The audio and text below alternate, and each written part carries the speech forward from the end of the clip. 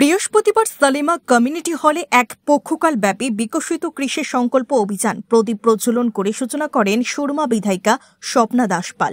অনুষ্ঠান মঞ্চে উপস্থিত ছিলেন ধলাই জেলার জেলা পরিষদের সহ সভাধিপতি অনাদি সরকার, সালিমা পঞ্চায়েত সমিতির চেয়ারম্যান বীণা রানী বিশ্বাস, ভাইস চেয়ারম্যান ননী গোপাল কর, ধলাই কৃষি বিজ্ঞান কেন্দ্রের সিনিয়র বিজ্ঞানী অভিজিৎ দেবনাথ, সালিমা কৃষি তত্ত্বাবধায়ক সত্যরঞ্জন দেব, জেলার কৃষি অ্যাডভাইজার কমিটির চেয়ারম্যান দীপ্তি রক্ষিত সহ অন্যান্য বিশিষ্ট ব্যক্তিগণ। অনুষ্ঠানে স্বাগত ভাষণ দেন সালিমা কৃষি তত্ত্বাবধায়ক সত্যরঞ্জন দেব। এক পক্ষকাল ব্যাপী বিকশিত কৃষি সংকল্প অভিযান চলবে আগামী 12 জুন পর্যন্ত। কৃষি সমৃদ্ধি, সচ্ছলতা আর আত্মনির্ভরতার অঙ্গীকার নিয়ে বিকশিত কৃষি সংকল্প অভিযানের মূল উদ্দেশ্য। বৃহস্পতিবার অর্থাৎ আজ থেকে সমস্ত দেশ সহ রাজ্যে বিকশিত কৃষি সংকল্প অভিযান চলবে।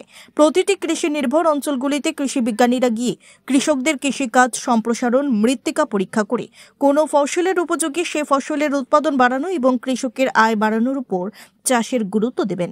অনুষ্ঠানে প্রদীপ প্রজ্বলন করে বিধায়িকা স্বপ্না দাস পাল বলেন, যখন থেকে আমাদের দেশে প্রধানমন্ত্রী নরেন্দ্র মোদী দায়িত্ব নিয়েছেন সেই থেকে তিনি কৃষকদের আয় দ্বিগুণ করার লক্ষ্যে কাজ করছেন।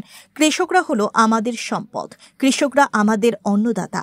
এই অন্নদাতাদের সুবিধা অসুবিধা আমাদের দেখতে হবে। কৃষকরা যাতে আত্মনির্ভরশীল হতে পারে আমাদের প্রধানমন্ত্রী চেষ্টা করে যাচ্ছেন। স্বাগত ভাষণে সালিমা কৃষি তত্ত্বাবধায়ক সত্যরঞ্জন দেব বলেন, সারা ভারতবর্ষে মোট ৬৭টি জেলাতে শুরু হচ্ছে বিকশিত কৃষি সংকল্প অভিযান। ২০০০-এরও বেশি কৃষি বিজ্ঞানী প্রতিটি গ্রামে গ্রামে গিয়ে কৃষকদের মতবিনিময় করবে এবং নানা পরামর্শে যুক্ত থাকবে। এতে ১.৫ কোটি কৃষক উপকৃত হবে। একই সাথে আমাদের রাজ্যের ৮টি জেলায় এই প্রোগ্রাম হতে যাচ্ছে। এই ৮টি জেলায় মোট ১০৮টি পঞ্চায়েত এবং ৮৬৪টি গ্রামে অভিযানে আওতায় আসবে। Bureau report, BTV Tripura news. যে আমাদের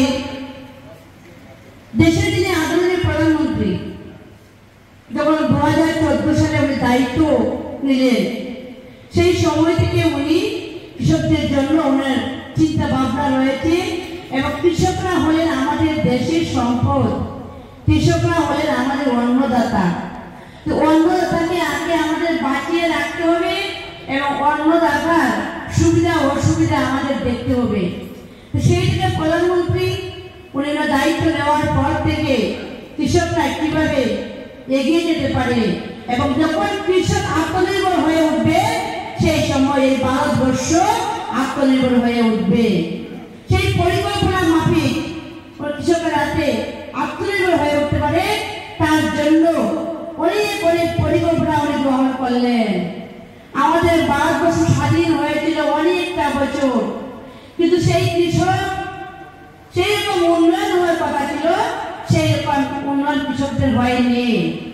কিন্তু আমরা যদি লক্ষ্য করি যে রাজ্য সরকার ছিল, কেন্দ্রীয় সরকার ছিল, কেন আমার কৃষক ভাই বোনদের উন্নয়ন হয়নি? আজকে ২০১৪ থেকে ২০২৫ চলছে। আমরা যদি ১০ বছরের কার্যক্রম দেখি আর ১০ বছরে আমাদের কৃষক ভাইরা রয়েছে, তাহলে যদি সামাজিক উন্নয়ন দেখি তাহলে আমরা নিজেরা যারা রয়েছি এবং আপনারা যারা কৃষক ভাইরা রয়েছেন, আপনারাই বুঝবেন যে ১০ বছর আগে আপনার পরিবারের আর্থিক অবস্থা কেমন ছিল আর বর্তমান সময়ে আর্থিক অবস্থা আপনার কেমন হয়েছে।